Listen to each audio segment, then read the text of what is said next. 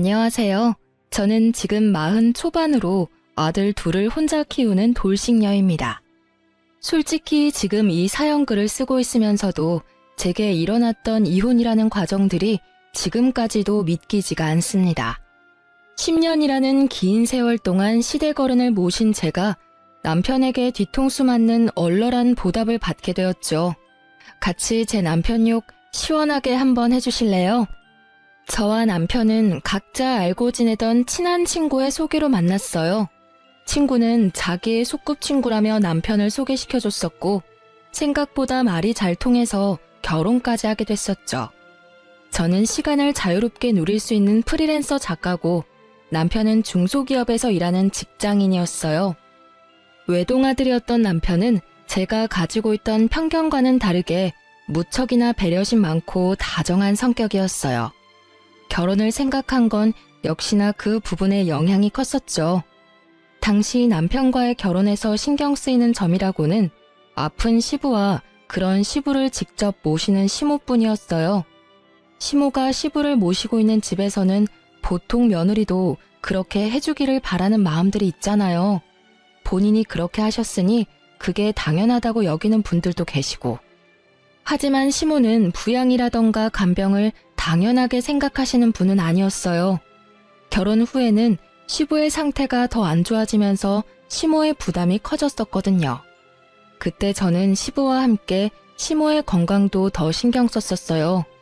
솔직히 오랜 병으로 누워 계시는 시부의 간병을 처음부터 하는 건 저에게는 너무 두렵고 힘든 일이었고, 그렇다고 이 모든 상황을 그저 보고만 있기에는 시모의 상황이 너무 안쓰러워 보였던 거죠.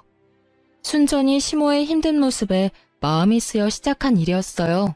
솔직히 저희가 시부 명의의 집을 빌려 쓰고 있기도 했고 애들 둘이 시댁 식구들을 많이 닮아서 시부와 시모 모두 손주들에게 애정이 많이 컸었거든요.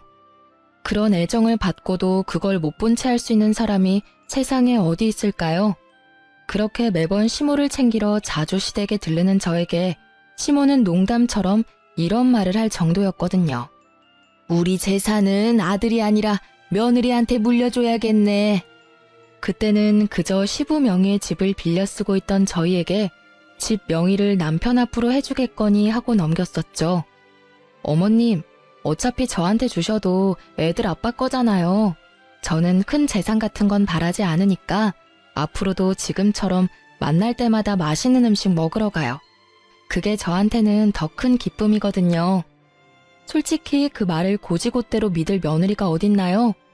그냥 칭찬하고 싶은 마음에 그렇게 말들을 꺼내는 거죠. 저한테 준다는 말은 아들에게 준다는 거하고 다를 바가 없잖아요. 그런데 그런 아들은 그다지 시댁 상황에 관심이 없다는 게 조금 문제라면 문제였죠. 남편이 나쁘다기보다는 너무 바빴거든요. 통화 연결도 안 될 때가 많았고 그럴 때는 남편의 감시탑 역할을 하던 친구에게 전화를 걸어 말을 전할 때도 있었어요. 저희 둘을 결혼까지 이어준 친구가 남편 회사 근처에서 카페를 운영하고 있었거든요. 너무 급할 때는 친구에게 남편 회사에 있는지 확인해달라고 부탁할 때가 종종 있었죠. 제 뒤통수 강타 사건의 처음은 첫 아이가 5살이 되던 해에 일어났어요. 지금도 잊혀지지 않는 가을, 연휴 기간이었죠. 오랜만에 부모님과 함께하는 1박 여행을 계획했었어요. 친정 부모님과 저희 부부, 동생 부부까지.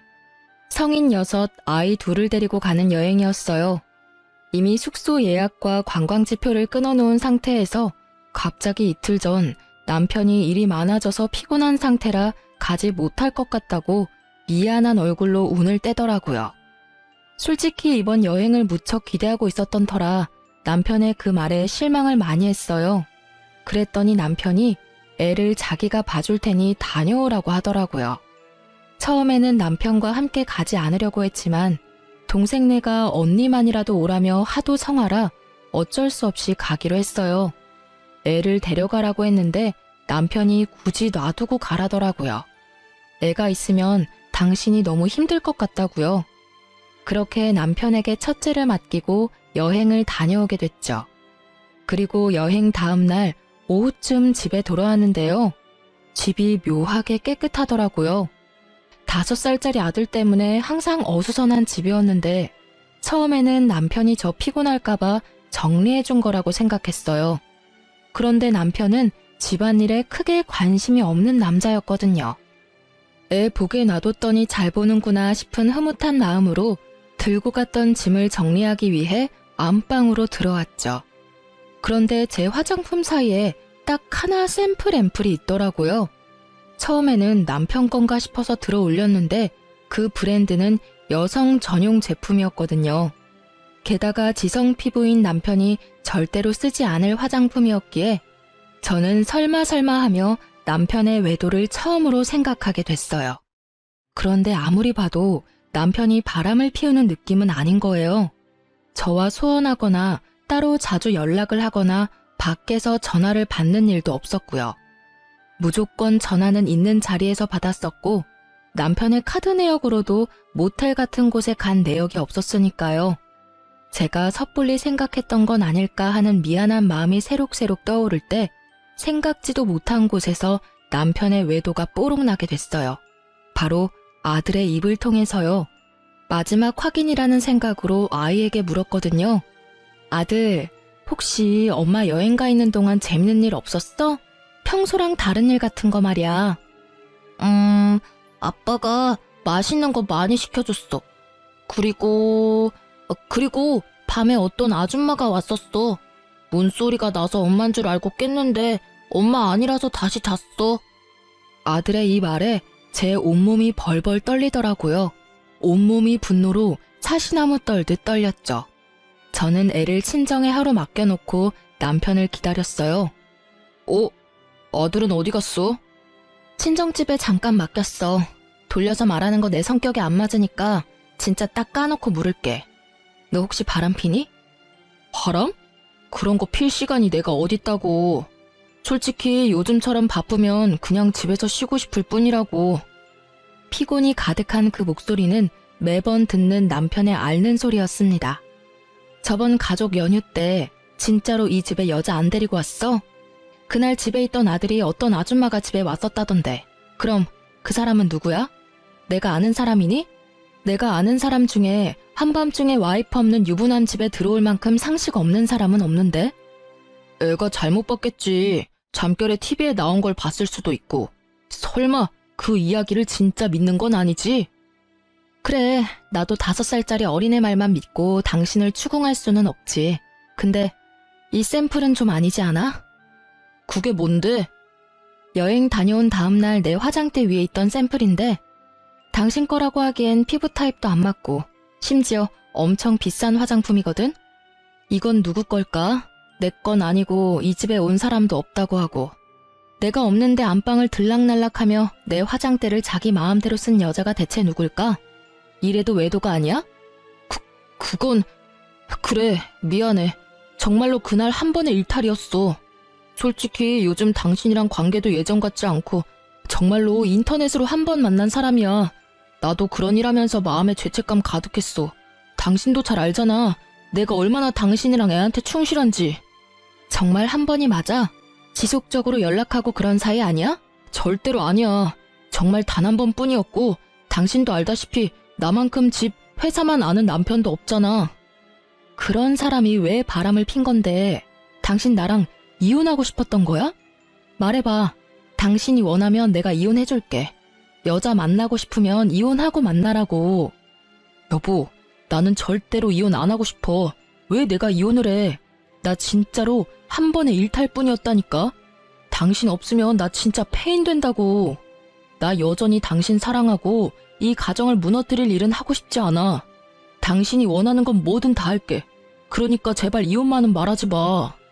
사정하는 남편을 보며 저는 수만 가지 생각으로 골치가 아팠어요.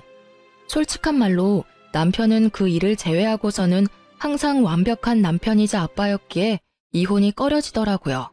게다가 뱃속에는 둘째까지 커가고 있었거든요. 그래서 고민을 많이 했어요. 제게도 경제권은 있으니 키우는 건 어렵지 않지만 다들 아시잖아요.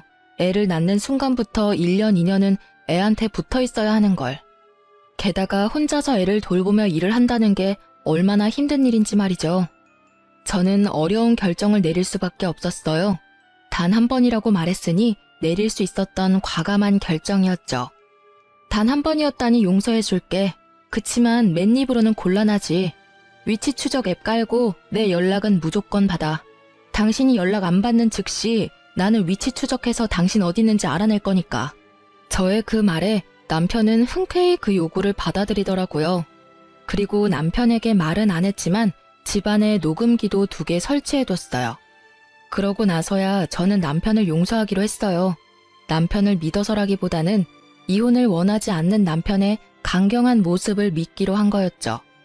그렇지만 이때는 시모에게 남편의 외도 사실에 대해 알리지 않았어요. 시모와 저의 관계는 꽤나 돈독했었고 시부 간병까지 하는 시모를 이런 일로 마음고생시키고 싶지도 않았거든요. 남편은 그 이후로 제게 행선지도 알리고 회식 모임도 최소화했어요.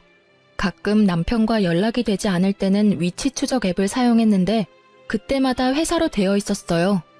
혹시 회사 사람이랑 바람필 수도 있을 것 같아서 남편 회사 근처에서 카페를 하는 친구에게 연락해서 남편이 회사에 있는지 확인을 받기도 했어요.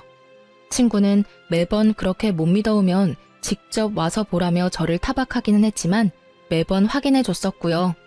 솔직히 친한 친구이긴 했지만 이 일을 계기로 더 친해졌어요. 남편 외도에 대해 상담하면서 같이 욕하고 들어주면서 친구가 많이 저를 심적으로 안정시켜줬거든요. 10년의 시간 동안 안방에 설치해두었던 녹음기는 제가 집을 나설 때마다 켜두었지만 더 이상 외도의 음성은 녹음되어 있지 않았어요. 그렇게 10년을 아무 일 없이 잘 지나갔어요. 아니, 일이 많았지만 저만 모르고 지나갔던 거였어요. 그리고 아무것도 모른 채 2번째 뒤통수를 맞은 건 그로부터 10년 후였어요. 이때쯤은 첫째 아들도 15, 둘째도 10살쯤이었어요. 지병으로 병석에만 누워있던 시부가 말기암 판정을 받은 게 바로 그 해였어요. 독한 약물과 쇠약해진 몸 상태를 알고 있던 시부는 연명치료를 거부하기에 이르렀고 병원에서는 요양병원을 말했지만 시모가 직접 집에서 간병을 하기로 했어요. 얼마 남지 않은 시간 가족과 보내고 싶다는 시부의 요구를 시모가 받아들였거든요. 어떻게든 살리는 시도를 하는 것보다 남은 나날을 좀 더 가족의 따뜻함을 느끼도록 하는 게 마지막 가는 날 후회를 남기지 않을 수 있을 거라는 시모의 마음도 있었던 거겠죠. 시모는 시부의 병세가 악화가 되었을 때 남편에게 전화했어요. 예, 아버지 마지막 가는 길 같이 있어주면 안 되겠니? 며느리가 주말마다 와서 같이 고생하는 건 알고 있고 너도 일하느라 힘든 건 잘 알지만 내가 보기에 너희 아버지 오늘 내일 할 것 같아. 미안한 부탁이지만 마지막 가는 사람 부탁이라 생각하고 둘 다 일주일만 여기 와서 같이 있어줘라. 어머니, 휴가 때문에 연차를 너무 많이 써서 연차를 쓸 수가 없어요. 게다가 다음 주에는 중요한 미팅도 잡혀 있어서 지방까지 내려갔다 오려면 시간도 너무 오래 걸리고. 그러니? 에휴, 그럼. 어머니, 저 혼자 갈게요. 어차피 저야 일 당분간 안 받으면 되고 애들은 친정에 맡겨놓으면 되고요. 당신도 미팅 끝나면 시간 되면 바로 시댁으로 와. 혹시라도 당신 없을 때 아버님 임종이라도 있으면 당신도 마음 아플 거 아냐. 결국 그렇게 저는 남편을 보내고 일주일치 짐을 싸 시댁으로 들어갔습니다. 그렇게 며칠을 시부모님과 지내며 이야기를 도란도란 나눴죠. 가시는 길 후회 없으시도록 시부와도 이야기 많이 했고요. 그러다 문득 시부를 재워놓고 시모와 같은 방에 누웠는데 시모가 이런 말을 하더라고요. 가는 길에 후회한 점 남기지 않았으면 하는 바람이다. 어떤 잘못을 했든 지금 말해주면 뭐든 용서해 줄 수 있겠지. 그 말에 제 머릿속에 떠오른 건 10년 전의 그 사건이었어요. 저 어머니, 사실은 제가 10년 전에 그 사람이랑 헤어질 뻔한 적이 있었거든요. 뭐? 그게 무슨 소리냐? 너희는 아무 문제 없이 잘 산다고 생각했는데 게다가 10년 전이면 너 둘째 임신했을 때잖니?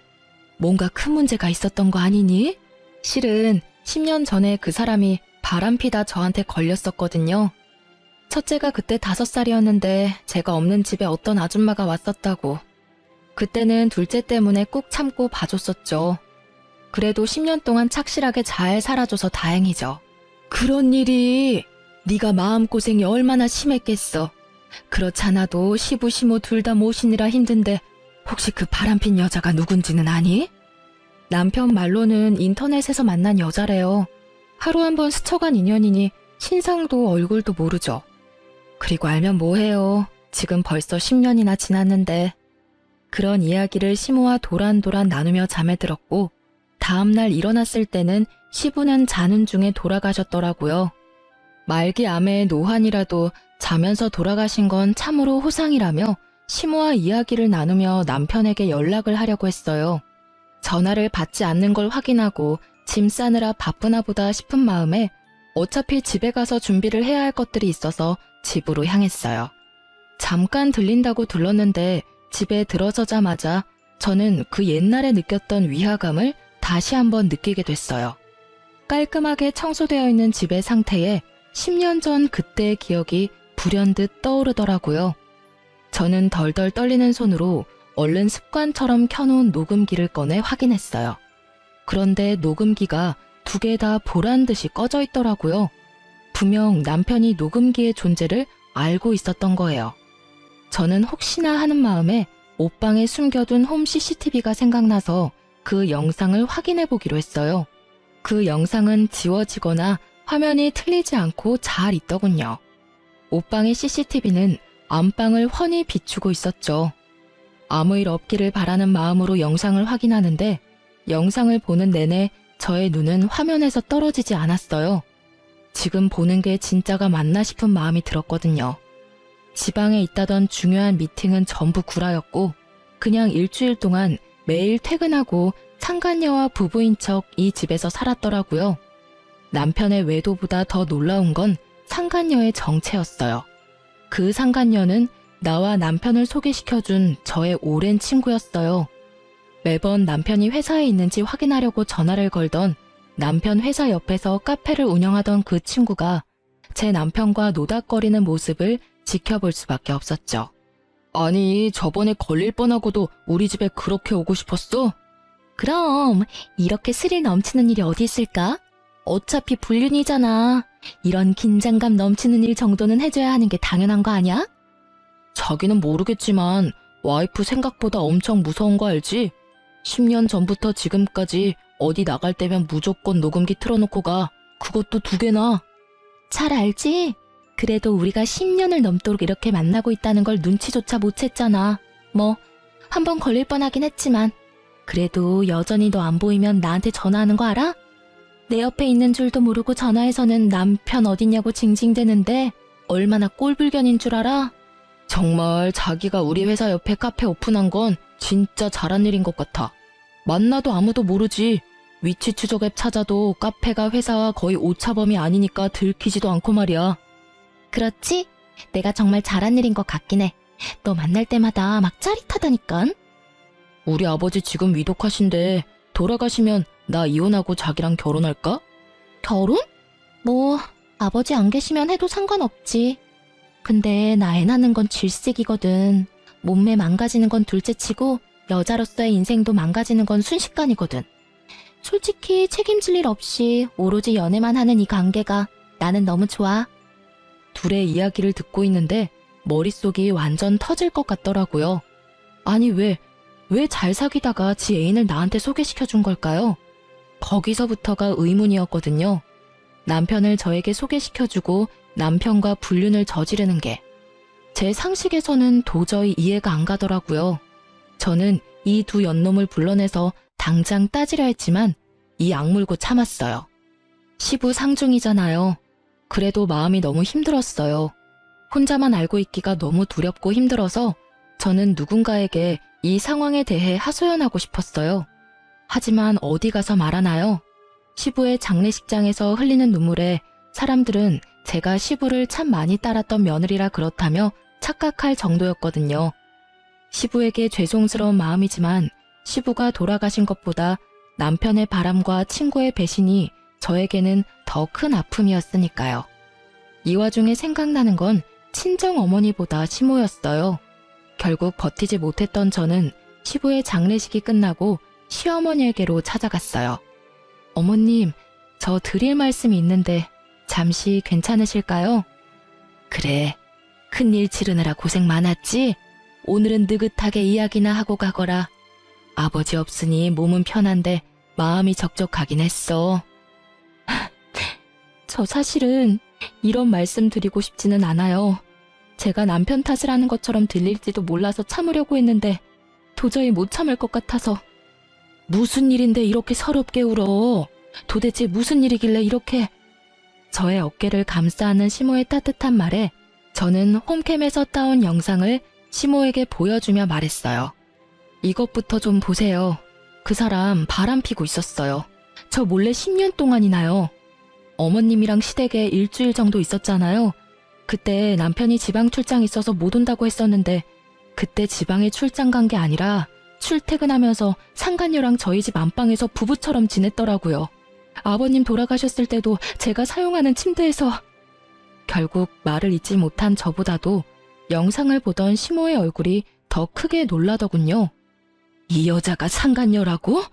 얼굴이 내가 아는 그 여자랑 닮았는데? 15년도 더 됐어. 너랑 결혼하기 훨씬 전에 결혼하겠다고 데려온 여자야. 네? 결혼을 하겠다고 데려왔었다고요? 그래, 이 여자가 확실하네. 나한테 결혼할 여자라고 데리고 왔었지. 상견례까지 하고 날도 잡으려고 했는데 무슨 이유에서인지 저쪽에서 상견례 다음날 퇴짜를 놓더라고. 나중에 아들이 나한테 얼마나 뭐라 했는 줄 아니? 요즘 세상에 아픈 시부 간병을 도와줄 며느리가 어디냐고 말이야.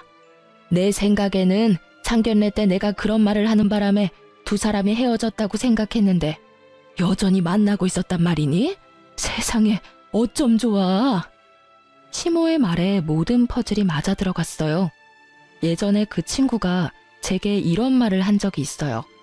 결혼을 약속한 사람이 있었는데 그 집 어른들이 마음에 안 들어서 상견례하고 엎었다고. 그러니까 저는 바보같이 그 상간녀의 계획대로 시부의 간병을 돕고 친구의 불륜마저 몰랐던 제대로 뒤통수 맞은 바보 같은 년이 된 거였어요. 눈물이 분노로 바뀌는 거 정말 순식간이더라고요. 놀라서 눈물 질질 짜던 제가 결국 도끼가 바짝 올라버렸어요. 시모와의 이야기로 모든 게 정확해진 저는 집에 돌아와 남편에게 상간녀를 안다는 이야기는 하지 않고 외도하는 거 안다고만 말을 꺼냈어요. 당신이 어떤 여자랑 바람피는 거 알아. 누군지는 모르겠지만 마지막으로 기회를 줄게. 나한테 말해줘. 그 여자랑 앞으로 계속 만날 거야? 정말로 마지막으로 주는 기회라는 마음으로 물었던 거였어요.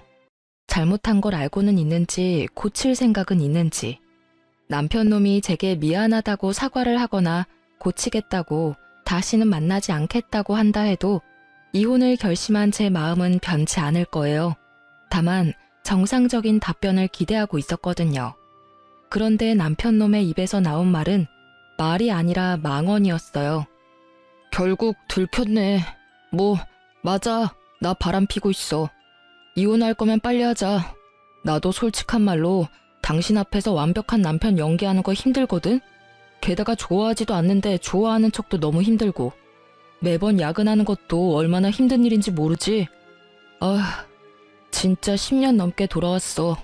솔직하게 말해서 당신이랑 결혼한 건 아버지 간병할 사람이 필요해서였거든. 아버지도 죽었으니까 나도 이제 나 하고 싶은 대로 살아도 되잖아. 너 아버님 돌아가신 지 지금 며칠 됐다고 그런 미친 소리를 해? 게다가 간병할 사람이 필요해서 결혼했다고? 미친놈아. 이혼이 하고 싶으면 하고 싶다고 말하라고 했지. 10년 전에도 내가 뭘 했어. 이혼을 원하면 이혼해 줄 거라고 했어, 안 했어? 그때랑 지금은 상황이 다르지. 그때는 진짜 이혼하면 안 되는 상황이었거든. 당신이 있어야 엄마 아버지 맡길 수 있었으니까. 근데 지금은 없잖아. 완전 프리. 그러니까 나도 남은 여생은 내가 원하는 여자랑 살고 싶은 거야. 지금이라면 엄마도 그 여자 받아줄걸? 이딴 미친 소리나 찍찍 해대는 인간을 보고 있자니 제 속이 문드러지겠더라고요. 듣고 있는 귀가 더러워질 정도로 비정상적인 개소리에 결국 싸대기를 날리고 집을 뛰쳐나갔어요. 그리고 이악 물고 복수를 계획하기로 마음먹었죠. 두 사람에게 빅엿을 날려주기로 말이에요. 저는 두 사람이 불륜을 저지르던 장소에 집중하기로 했어요. 상간녀에 대해 모른다고 했으니 남편은 별 문제 없이 이 카페를 다시 찾을 게 분명하잖아요. 솔직히 야근한다고 저를 속이고 둘이서 그 카페에서 그런 짓을 저질렀다는 걸 알고 나서는 그 카페가 너무나 더러운 곳이라는 생각이 들었어요. 웃겼어요. 상간녀에게 남편의 외도에 대해 상담하고 있었다니 그걸 위로해주는 척하며 속으로는 저를 비웃고 있었을 거라는 걸 생각하니 너무 열이 받더라고요. 만약 외도의 증거를 찾으려면 이곳밖에 없잖아요. 그렇지만 제가 직접 가서 증거를 찾을 수는 없었죠. 제가 가면 상간녀인 제 친구가 남편을 못 오게 할 테니까요. 그래서 저는 다른 사람을 불렀어요. 상간녀 및 남편놈과 일면식도 없는 친동생의 친구를 불렀죠. 저녁 시간쯤에 카페에 가서 동영상을 좀 찍어줘. SNS에 올리는 것처럼. 가게 안쪽과 메뉴 같은 거 먹고 나서 감상 같은 거 말이야. 근데 영상에 정말 작게 나오더라도 카페 주인이랑 이 남자가 같이 나올 때 꼭 영상을 찍어줘. 이것만 해주면 돈 줄게. 어때? 동생의 친구들은 알바처럼 단순하게 생각하더라고요. 여러 명이 몰려가서는 구석에 자리를 잡고 서로 동영상을 찍어주는 척하며 남편과 친구의 모습을 연속으로 찍었더라고요. 그렇게 영상을 여러 개 보내줬는데 첫 번째 영상에서는 건질만한 게 없었는데 두 번째 영상에서는 꽤나 쓸만한 장면을 찾게 됐어요. 외도가 뽀록난 남편이 이제는 눈치도 보지 않고 상간녀의 카페를 드나들더라고요. 손을 잡는 장면과 포옹을 하는 장면이 아주 작지만 확실하게 찍혀있는 장면을 찾아냈죠. 저는 상간녀에게 그 영상의 앞부분만 메신저로 보냈어요. 그리고는 이렇게 물었죠. 너희 가게 요새 장사 잘 되는 것 같아. 이 영상 이것보다는 좀 더 길긴 한데 동생 친구들이 찍었대. 가게 홍보할 겸 SNS에 올려도 될까? 정말로 영상 잘 나왔네. 그럼 당연히 올려도 되지. 항상 홍보 고맙다. 올려도 된다는 허락을 받은 저는 그 영상을 총 2군데에 올렸어요. 제 개인 계정의 SNS와 저와 그 친구가 함께 다니고 있는 동호회예요. 그 당시가 저녁 시간이라 남편과 같이 집안에 있었거든요. 제가 SNS에 올리자마자 남편이 불쾌한 모습으로 영상 내리라며 난리를 치더라고요. 딱 보니 뒷부분에 포옹하고 스킨십하는 장면을 본 것 같더라고요. 본인 모습이니 빨리 눈에 들어왔었던 것 같더라고요. 당장 내려. 아니, 당신이 가게 사장도 아닌데 이런 걸 왜 올려? 왜냐니? 설마 내가 당신이 만나는 상간녀가 누구인지 몰랐을 거라고 생각한 거야? 아니, 그리고 너는 이혼 빨리 해달라더니 왜 들키는 걸 싫어해? 어차피 이혼할 거 사람들이 빨리 알면 좋지. 그래야 정리가 빨리 될 거 아냐. 그때 뭐라고 했었지? 상간녀랑 남은 여생을 함께하고 싶다고 했었나? 그만큼 좋아하고 불륜을 당당하게 여길 정도로 좋아했잖아. 그럼 빨리 결착을 보는 게 네 입장에서도 좋은 거 아니야? 잔뜩 빈정거림을 담은 제 말에 남편의 얼굴은 사색이 되더군요. 내가 모를 줄 알았나 봐. 그래, 언제부터 바람 폈어? 나 속이고 제일 친한 친구와 바람난 건? 언제긴 언제부터야. 얼마 안 됐지. 내가 알고 있는 거랑은 많이 다르네. 너 저번에는 10년 넘게 돌아왔다고 하지 않았나? 말이 왜 달라졌을까? 나 결혼 전부터 만나고 있었던 것도 알고 있어. 그러니까 더 이상 거짓말하지 마. 머리 모자란 거 티나잖아. 거짓말을 이렇게 못해서야. 저는 말도 안 되는 거짓말을 하는 남편에게 홈캠 영상을 보여줬어요. 남편의 얼굴이 새카맣게 되더라고요. 제 생각에 남편은 제가 상간녀의 정체를 모른다고 생각해서 상간녀 위자료 소송을 피하려고 했던 것 같아요. 보통은 상간녀 위자료를 불륜남이 내주니까요. 참 그런 잔머리까지 굴리는 걸 보니 역겨운 마음이 들더라고요. 남편 놈에게 따지려는 찰나 제 폰에 알람이 울리더라고요. 예전에 친구와 함께 들었던 동호회에 올린 영상에 달린 댓글이요. 실시간으로 울리는 알림을 보니 제가 생각했던 그대로 맞아 들어갔더라고요. 제가 댓글을 보며 웃고 있자 남편이 굉장히 불안한 얼굴로 묻더라고요. 당신 뭐 보고 웃는 거야? 누가 연락한 거야? 아, 연락? 별거 아냐. 나랑 걔랑 같이 다니던 동호회에도 영상 올렸거든. 근데 정말 재밌는 일이 일어났네. 어떡하지? 당신 상간녀가 당신 말고 4명이나 되는 남자랑 다리를 걸치고 있었다네. 서로 자기 여자친구라고 싸우고 있어서 웃었어. 남편 놈은 믿기지 않는 얼굴로 저를 보더니 제 손에 있던 폰을 빼앗아 확인하더라고요. 남편 놈의 얼굴이 일그러지고 입을 악물더라고요. 제가 얼마 전 느꼈던 그 감정을 남편이 느끼고 있을 거라 생각하니 마음이 솔직히 조금 편해졌어요. 확인이 됐어? 당신이랑 이 4명의 동호회 남자들 중에 도대체 누가 당신 상간녀의 진짜 사랑일까? 상간녀한테 당신이 진짜 사랑이긴 했을까? 그냥 욕망이었을 것 같은데? 남의 떡이 더 커 보여서 건드려 본 것 같은 느낌? 솔직히 아니라고 하기엔 나머지 남자들도 다 괜찮은 사람들이거든. 뭐 어쨌든 간에 이혼을 원한댔지? 당신이 그렇게 원하니까 해줄게. 부디 상간녀가 당신을 뽑아주길 바랄게. 당연히 나겠지. 이런 남자들 만나는 거 한 번도 본 적도 없고 내가 당신이랑 이혼하면 결혼해주겠다고도 했거든? 그래 잘 됐네. 뭐 그쪽은 이제 더 이상 상관없는 일이고 나는 양육권의 친권은 물론 위자료까지 다 받을 거야. 재산 분할도 마찬가지인데다가 상간녀 위자료 소송도 할 거니까 알아서 해. 그렇게 말하는 도중에 제 개인톡으로 연락이 오더라고요. 영상을 본 저와 상간녀의 친구들이요. 모두들 영상 뒤에 봤냐며 너 괜찮냐는 걱정 문자들이었어요. 저는 친구들에게 하나하나 답해줬어요. 10년을 넘게 사귄 열렬한 사랑의 주인공들이라며 상간녀는 불륜을 좋아하는 것 같으니 다들 남편 단속 잘하라고도 말해줬죠. 결국 친구들은 그 카페에 더 이상 가지 않겠다며 화를 냈고 말이죠. 설마 하는 표정으로 짜증을 있는 대로 내는 남편 놈을 놔두고 저는 상간녀의 카페로 향했어요. 웬일이야 이 시간에? 시침이 떼지 마. 너 우리 남편이랑 바람피지? 네가 어떻게 나 몰래 그런 짓을 할 수가 있어? 아, 그거? 너도 이제 알게 됐네? 근데 딱히 내 잘못은 아니잖아. 사랑이 혼자만의 힘으로 되는 것도 아니고. 네 남편이 나를 사랑하고 내가 네 남편을 사랑했으니까 불륜이 성립되는 거지. 그걸 따지고 싶거든. 왜 그 남자가 네가 아니라 날 선택한 건지를 묻는 게 더 빠르지 않을까? 입을 쭉 찢고 싶을 만큼 가증스러운 태도에 저는 이성을 잃을 뻔했어요. 그렇지만 폭력은 이 상황에서 저에게 절대 유리하지 않다는 걸 잘 알고 있으니까요. 그래서 저도 천연덕스러운 표정으로 상간녀에게 말해줬어요. 남편이랑 곧 이혼할 거야. 그리고 알지?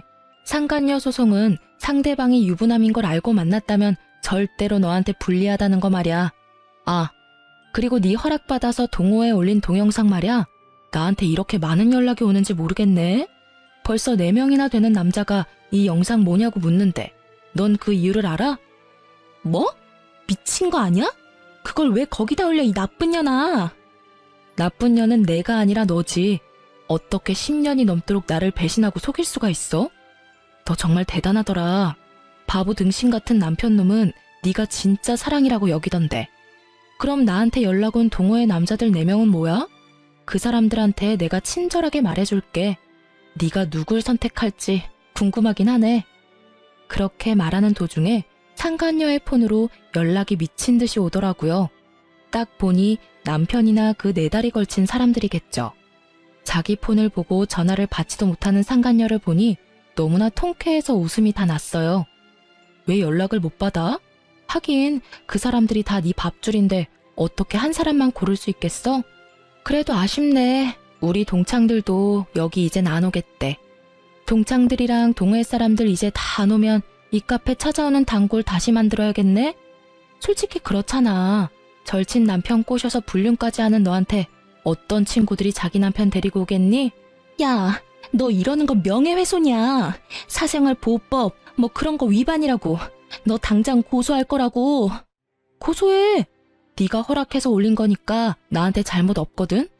분해하며 씩씩거리는 상간녀를 놔두고 저는 가게를 나왔어요. 뒤에서 분해서 소리 지르는 상간녀의 모습에 웃음이 슬쩍 나오더라고요. 그날 이후로 저는 남편과 본격적인 이혼 과정에 들어가게 됐어요. 그리고 이혼을 하게 된 것에 미안한 마음으로 시모에게 연락을 했죠. 어머님께는 죄송한 마음뿐이에요. 큰일 치른 지 얼마 되지도 않았는데 다시 마음고생하게 만들어서.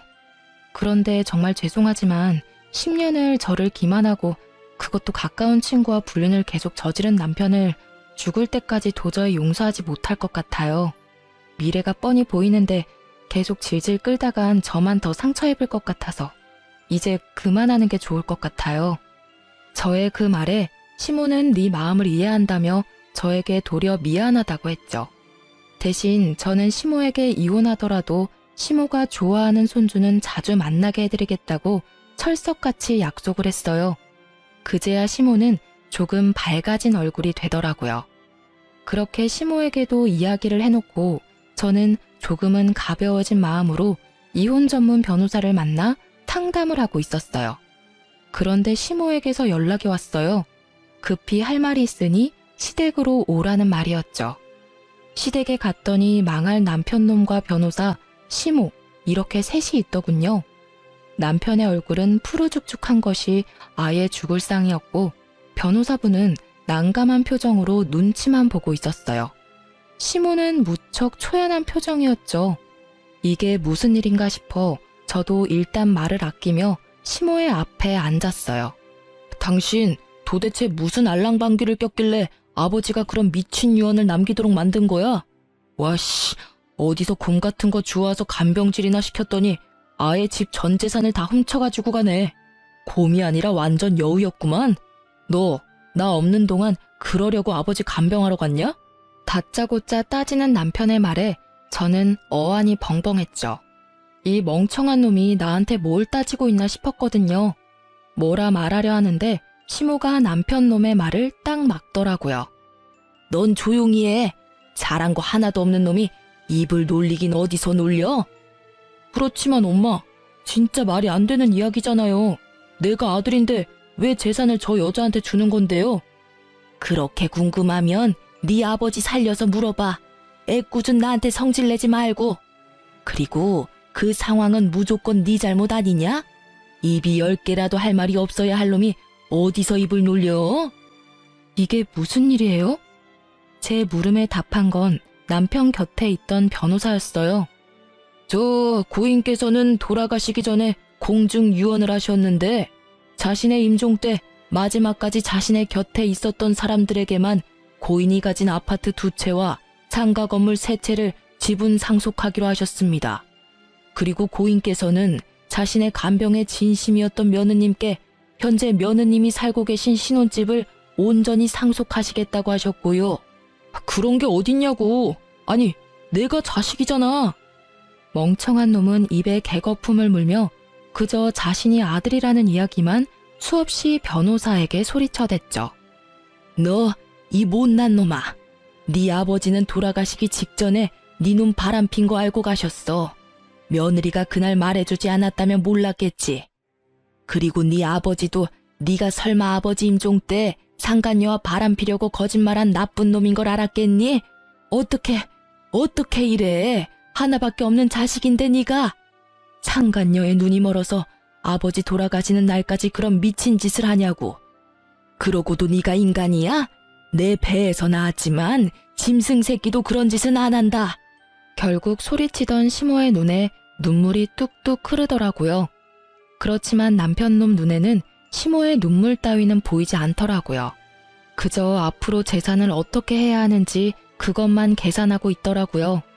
그걸 보니 한심함에 한숨이 나오고 시모를 보니 딱함에 한숨이 또 나오더라고요. 저딴 놈 어머니로 두기엔 참 아까운 분이셨거든요. 막판에 저와 남편의 위치는 순식간에 뒤바뀌었어요.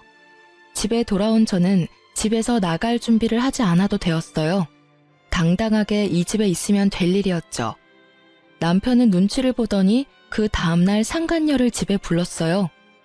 아직 이혼 전인데 벌써 날 부르면 어떡해.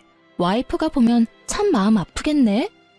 그렇게 말하는 상간녀를 보며 저는 미소 가득 담아 웃어줬어요. 둘이 할 말 많은 것 같은데 대화나 나눠. 난 빠져줄게. 네가 왜 나가? 아직까지는 너희 집이잖아. 너도 같이 들어. 무슨 말인지는 뻔하겠지만. 상간녀는 남편 놈이 자기에게 프로포즈라도 할 거라고 생각한 듯 한껏 차려입고 왔더라고요. 야, 너 때문에 일 완전 꼬였어. 지금 우리 아버지 돌아가시면서 완전 똥 됐다고. 갑자기 그게 무슨 소리야? 너희 아버지 돌아가신 게 왜 나 때문인데? 너 설마 그런 이야기 하려고 나 부른 거니? 당연하지. 아버지 임종 때 네가 같이 있고 싶다고 우기는 바람에 너랑 같이 있다가 재산 다 날려먹게 생겼다고. 그게 왜 내 탓이야? 나랑 바람 피우면서 재산까지 가져가려고 했던 거야? 너 웃기다. 언제는 돈보다는 내가 좋다면서? 그리고 난 너 때문에 상간녀 소송까지 당해야 하는데 네가 그렇게까지 억울해할 일은 아니지. 야, 그걸 말이라고 해? 네가 뭐가 그렇게 억울한데? 나 혼자 바람 폈어? 너도 같이 바람 폈는데 왜 억울한데? 거기다 너 나 하나만 있었던 것도 아니잖아, 이 나쁜 년아. 나 너한테 속은 거야. 완전 가스라이팅 당한 거라고. 결국 남편 놈이 상간녀에게 물건을 막 집어던지더라고요. 완전 발악을 하면서요. 미안한데 집 그만 훼손해 줄래? 이 집 이제 내 집이거든. 너도 그렇고 상간녀도 그렇고 둘 다 싸우려면 나가서 싸워. 남의 집에서 꼴사납게 굴지 말고. 왜 이 집이 네 거야? 설마 이 집까지 너희 아버지 거였어? 미친, 넌 그 나이에 도대체 일어놓은 게 하나가 없어. 아, 됐어. 너 같은 루저는 내 쪽에서 사양이야. 그렇게 두 사람을 속 시원히 내쫓고 저는 곧 재산을 받고 이혼에 성공했어요. 나중에 알아보니 두 사람의 끝은 정말 최악이었더라고요. 상간녀의 카페에 4명의 남자들이 찾아와 동시에 따지는 바람에 카페는 망했다고 해요. 그리고 상간녀는 카페 폐업과 상간녀 소송 때문에 손절했던 남편 회사로 찾아가서 난리쳤다고 해요. 결국 와이프 10년 넘게 속여가며 불륜 저지른 게 회사 내에도 알려져서 결국 회사에서는 권고사직을 권했다고 해요. 그렇게 퇴사하고는 다른 직장으로 재취업도 못했대요. 워낙 소문이 크게 나서 받아주는 곳이 없었다나 봐요. 그에 비하면 저는 두 아들과 잘 살고 있어요. 일단 집이 있고 위자료와 재산을 많이 받아서 남편이 없어도 크게 힘들지도 않고요. 웃기면서도 슬픈 건 두 아들이 전부 아빠를 찾지 않는다는 거예요. 아마 첫째는 이혼 당시에도 나이가 꽤 있었던 터라 이혼 과정을 다 보고 아빠에게 질린 듯 더 이상 아빠를 자기 부모로 생각하지 않겠다고 말하더라고요. 둘째는 이제 곧 중학교에 들어가는데 우연히 근처 아파트 공사 현장에서 막노동하는 아빠를 보기 싫어 마주치고도 못 본 척 뛰어왔다는 말을 제게 하더라고요. 울먹이는 걸 보니 마음이 너무 찢어질 듯 아팠어요. 어떻게 아빠라는 인간 하나 때문에 애들이 이런 아픈 마음을 안고 살아야 하나 싶은 마음에서요. 솔직히 저는 제 인생에 남자는 없다는 생각으로 두 아들만을 키우며 살고 있어요. 워낙 완벽한 남자를 연기했던 전 남편이었던지라 어떤 남자든 다 못 믿겠더라고요. 솔직히 이제는 연애에 마음을 쏟을 만큼 어리지도 않고요. 제가 이 글을 쓰고 다시 한번 쭉 읽어보는데 참 욕이 저절로 나오더라고요. 아직도 그날의 충격에서 헤어나오지 못했는 건지도 모르죠. 그래도 인과응보라고 지들이 저지른 짓의 벌을 제대로 받게 돼서 참 다행이라고 생각해요. 글 읽으며 고구마 먹은 것 같은 체한 기분을 느끼기도 하셨겠지만 결과적으로는 정말 속 시원히 해결돼서 통쾌한 기분이 드셨을 것 같아요. 제가 보면서도 그런 기분이 드니까요. 이렇게 글 읽으며 같이 욕하고 화내주시는 분들이 있으니 저도 마음 놓고 제 이혼 글을 올려봤어요. 읽어주신 분들 모두 감사합니다.